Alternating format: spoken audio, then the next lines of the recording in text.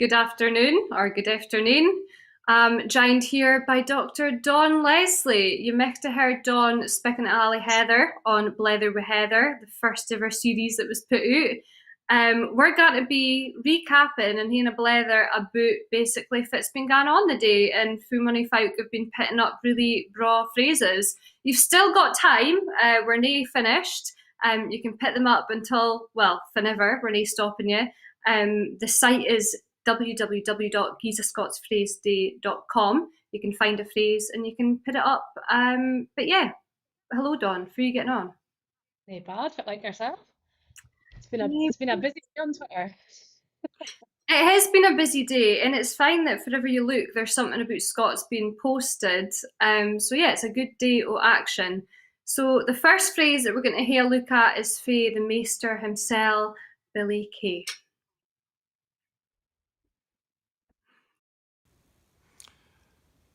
One of my favourite saws is a tongue twister that goes, "You cannae do ocht, gin you've nocht to do ocht way." And it uses the Scots word ocht, which means anything, and nocht, which means nothing.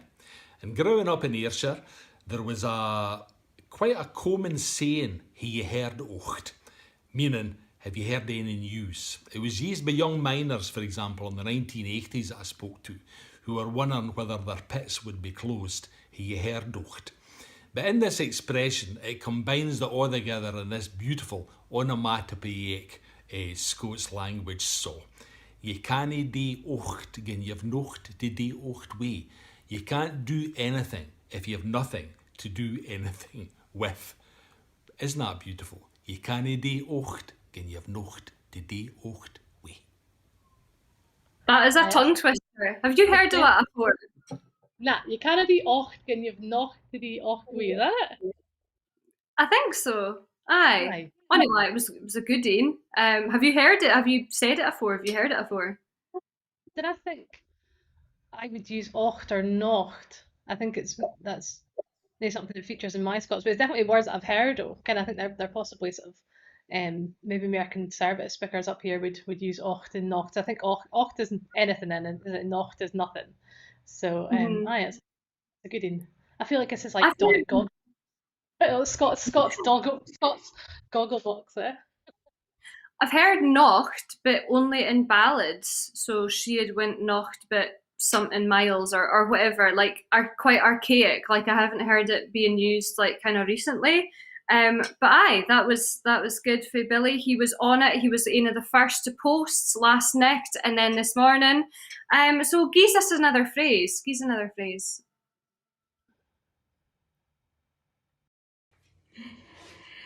My mother was the youngest of a great big family. She had at least 7 sisters. And as they were growing up, if any of them were screeching in a carry on at the sight of a moose or a speeder or some other creepy crawly, my granny would cry out, "You wouldn't be feared for a man." Okay, so you wouldn't be so feared for a man. Is that what it said? I think so. I think so. That was Elizabeth Toomeyer's, Simon Toomeyer's mother. Lovely. And she does poetry and all, and sketches and drawings. So there's no end to her talents. Is that right? She does poetry. Aye, I think so. Aye. Yeah, I think that was good. I mean, we're needing something a wee bit more dry. Let's hear from our friend and our vice committee member Neil Kirk. Fayez's migraines as an excuse bi-weekly to tell us that he hasn't got any time to do anything. So here, let's hear from Neil Kirk. So my contribution for Giza Scots Phrase Day is to do with how I'm feeling. I've got a wee bit of a migraine, so I've got an affy sair head and a wee bit of the dread bloke, feeling a wee bit nauseous, so I think I'll skip no hae anything for my dinner and just hae nothing. Pure Neil, no fine migraine though, no a fine thing. No. But aye, dry bulk is a great expression, isn't it? I think it's related to English belch, I think. But I usually use the word coke. So Yeah, I would use spew. So to actually be sick, I would say spew, but to gag, I would use coke. Yeah, gag. So cow's one of the words that I always struggle to mind the English equivalent to. Like, aye, so gag. Yeah, I always say cow. But aye, the dry bulk to give somebody the bulk is a great phrase, I think. Yeah, it's almost similar to like I know that like kids nowadays say, "Oh, she gave me the ick." Like I got like I've got the ick. I'm nae into this anymore. Like Finn Fyfe are dating, and you go, "Oh, I got the boke. I got the ick." It's kind of a wee bit like that, but then the dry boke definitely feels like a hingy kind of hangover related type thing, or a migraine related type thing. So yeah, thank you very much, Neil, for being our punch bag for that, Ian.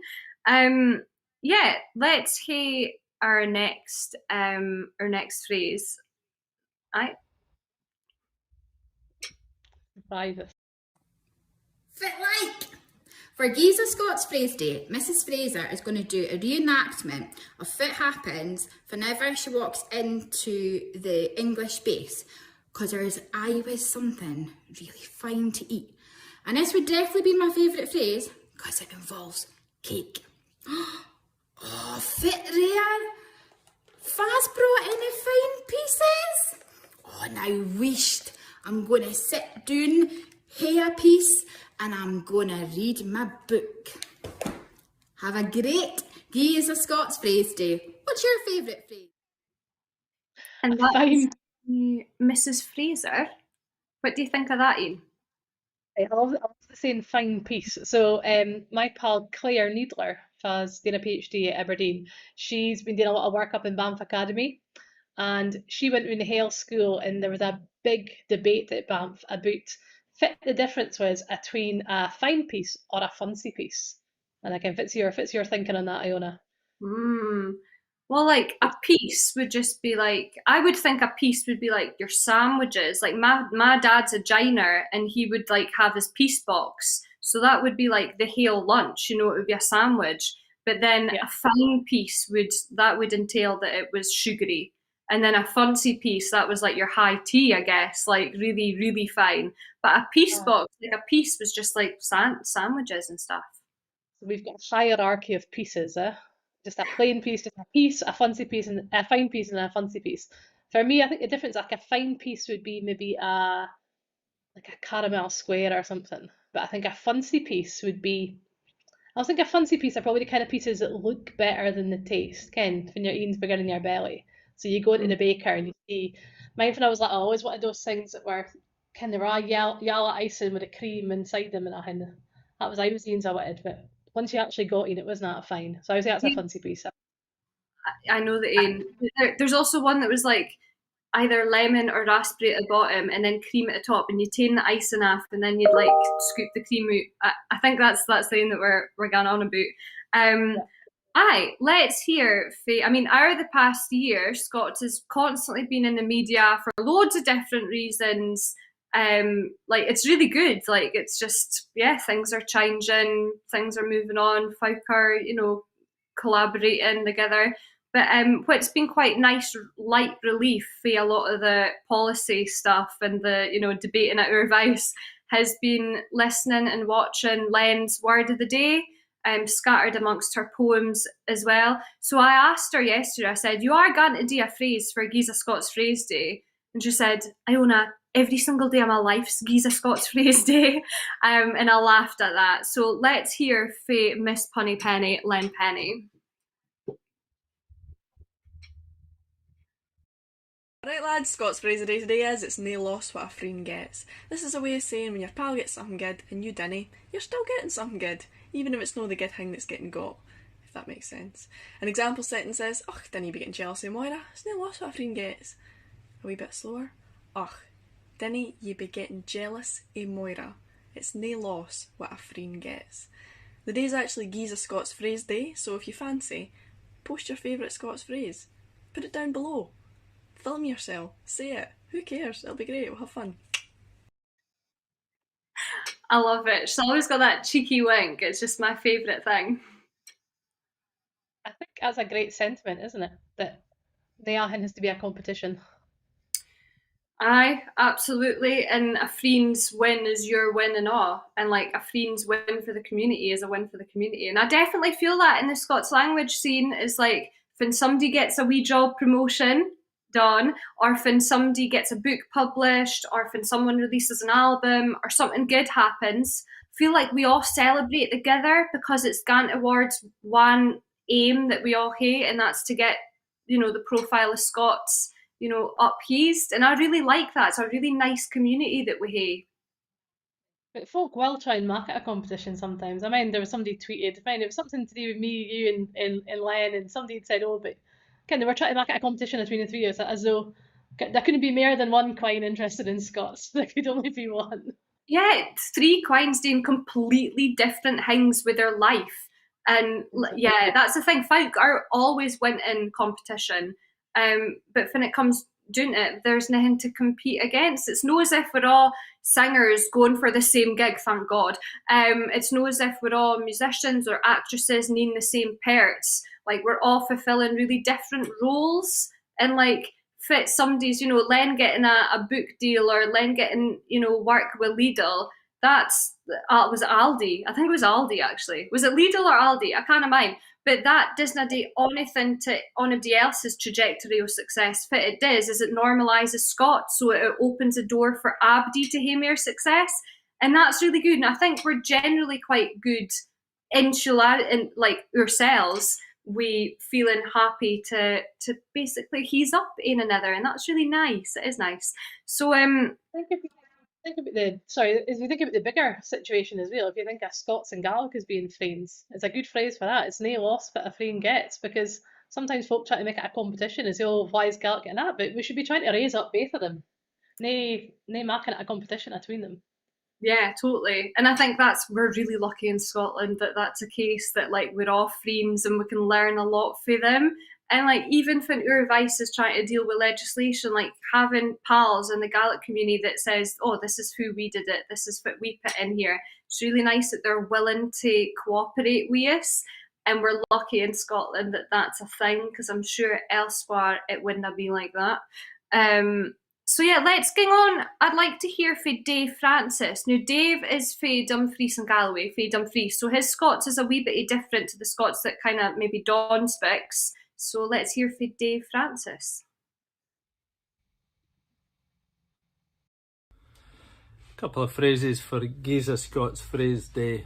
One of my favourites is if somebody's standing in front of the telly or something like that, you would say, "You make a better door than a windy." And another one that was passed down through my family, I think my great-grandmother used it, my grandmother, my mother all used it. If you were making too much noise at meal times, they would say, "It's only cats that mirror their meat." Giza Scots Phrase Day. What do you think of What do that? you make of that?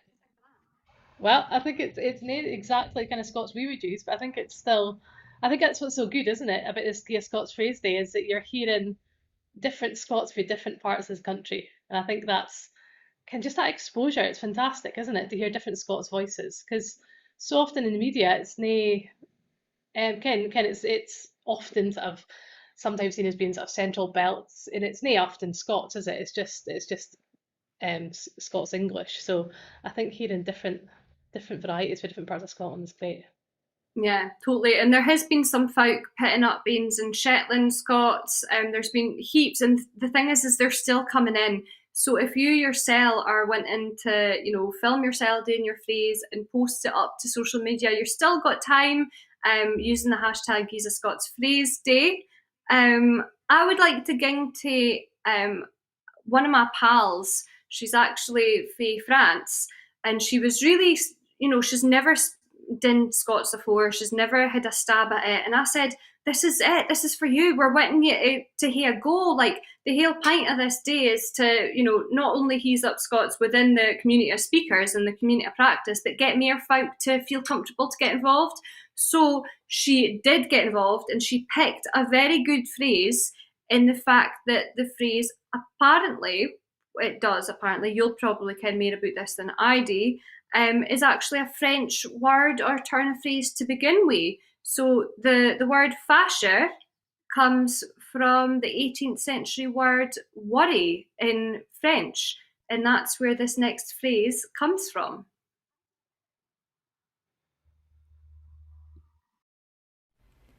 My phrase is dinna fash yourself. And that's it. She's Letitia, she's brilliant. She was very, very self conscious, but I'm so delighted that she did it. But yeah, this dinna fash yourself. Did you ken it? Yeah, so the old French fascia, I think it means like to annoy or to weary somebody in French. So yeah, it's interesting to see these different influences on the Scots language. Have you got any other examples of French names? Because we know like heaps of Swedish, Norwegian names. Yeah. Find it. Yeah, off the top of my head.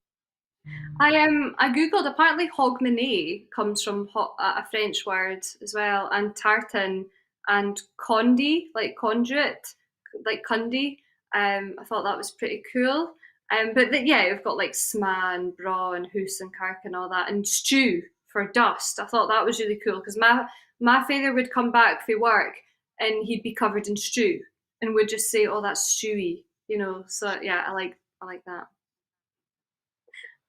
So, will we hear another phrase? Go for it. What else would you expect for a bull's arse but skitters? You had it and I'll dod it. I love that. I like his style. I like his style. Aye, skitters, great word, eh? Yeah, totally. I didn't think that folk use it doing in Glasgow that much. Oh, I've got the skitters, I've got a sore belly, I've got the skitters. It's like, I've never heard it in ages. Should be in some Northern English dialects as well, but I maybe imagined that. I think it's Norse originally, maybe, but it's it's an old English word, which I better not say what it means because it's a swear word. But you know, the act of doing that. But when I was younger, there was a loon for the tune I came for. Fa was Kent. His nickname was Skitters after an unfortunate incident, a pure loon. But I love it. they have a nickname to hate. No, not at all. But it's just such an onomatopoeic word, like skitters. Like, it's just so good. See his phrase, you audit and I'll dod it. I think that comes from the idea that giners and hudder-ons. So like someone would hold a piece and then someone would bash it in. I'm referring to the John McLean March there. The giners and hudder-ons are the yeah. So that's a great phrase and all. Give another phrase. Let's see another one.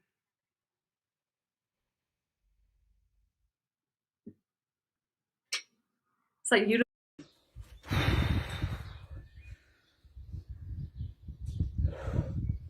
On that hod, you could girdle for troot in the shookama, the hookie. He's a Scots phrase, eh? Oh, nice. I went for a 7 mile walk along the coast the other day and it was 22 degrees, and I think that phrase would have been very true of me. Yeah, I love it. It's so rock. It's so rock. But yeah, I know what she's going on about. What I get what she's meaning.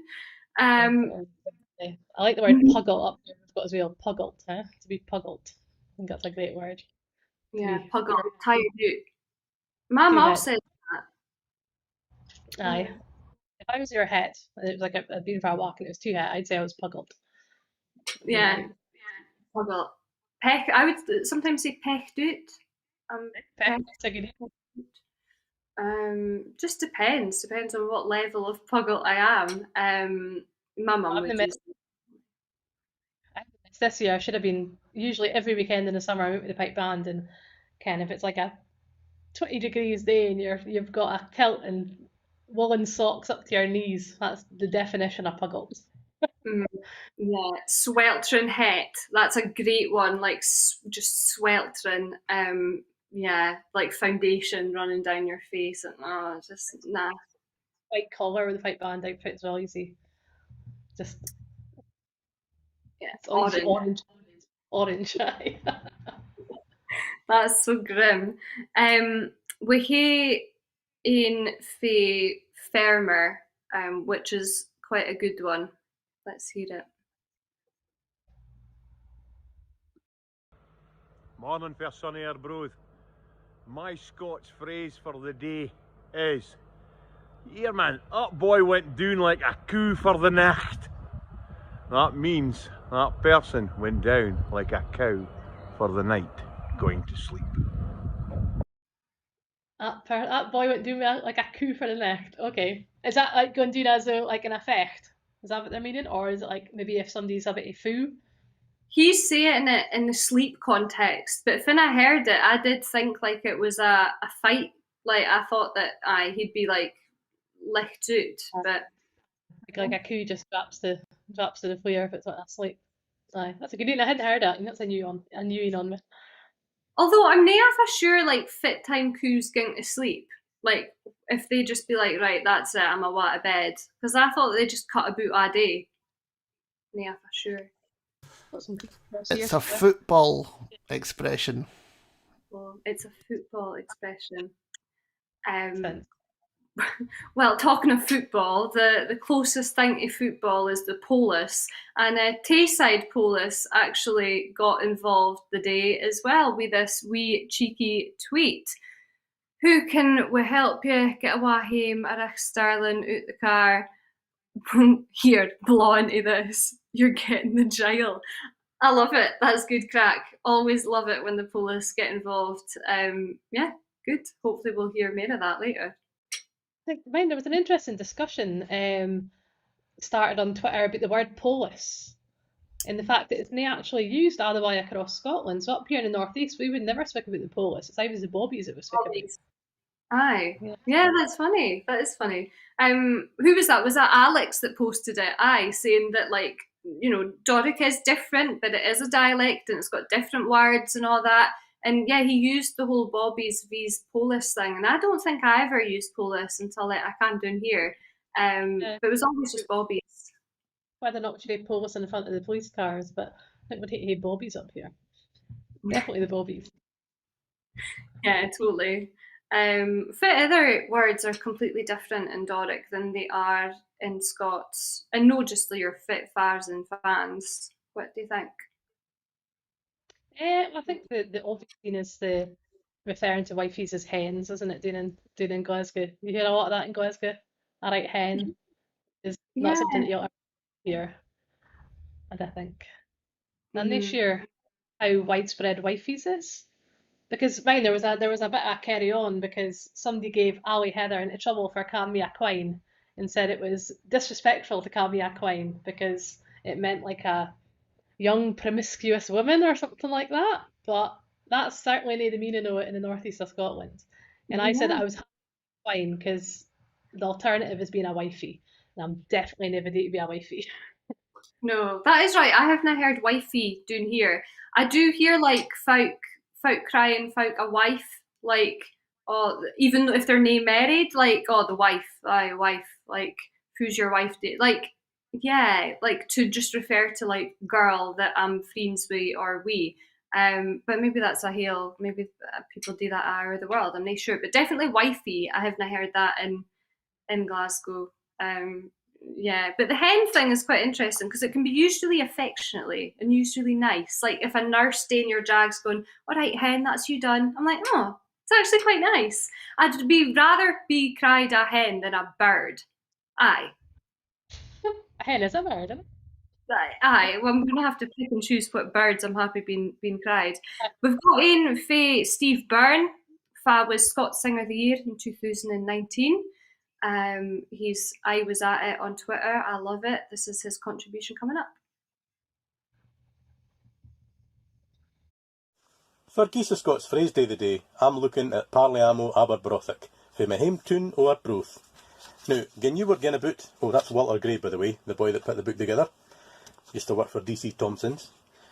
If you were going about Arbroath and you met a fella that had a bit of a snotter going on and hadna got a hanky till him to dicht it wi, you might say he has a dreep on the end of his neb that would drown a chouchet, a drip on the end of his nose that would drown a lapwing.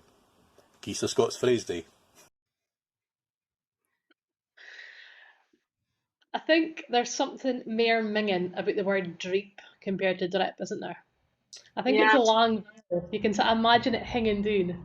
Gads. Yeah, I think it's the E sound of it, the longer vowel sound, rather than just drip, drip, drip, dreep. Dreeping like an otter's pocket. I was trying to get that put into the phrases that folk could learn. As wheat as an otter's pocket and dreeping like a knackered fridge. They were two phrases that I was heavily wanting folk to learn for the day, but they were vetoed, unfortunately, due to the context in which we all heard them a few years ago when that voice message went viral and the world for the first time heard Doric. But I think if you're still keen on recording yourself doing a Scots phrase, then you've still got time. Dawn and I are going to finish up with one last phrase I knew, but you can carry on. There's still ones that are coming through, especially on Twitter, but put them on Instagram and Facebook and TikTok or whatever you use, Discord, Adaken. So just use the hashtag Gies a Scots Phrase Day. And if you're nae sure about phrases and you dinna hae ony that's just already in your head, then check out the website, the websteed, www.giesascotsphraseday.com. So we're going to end with this scene. Let's have a look. Gies a Scots Phrase Day. I'd like to use one here that's going to be a tribute to my great aunt Olive, who was a fearsome and loving woman who started as a mill girl in Muggy Moss in Aberdeen and worked her way up to be a ward sister in a hospital in Stonehaven. She didn't have much time for anybody she thought was a fearty or a feel, and her ultimate dismissal was to say, "Ach, he doesna ken fether to shite or puke." That was our only swear word that we managed to get in there. Look at Facebook doesn't have a watershed, no. But like we're fine.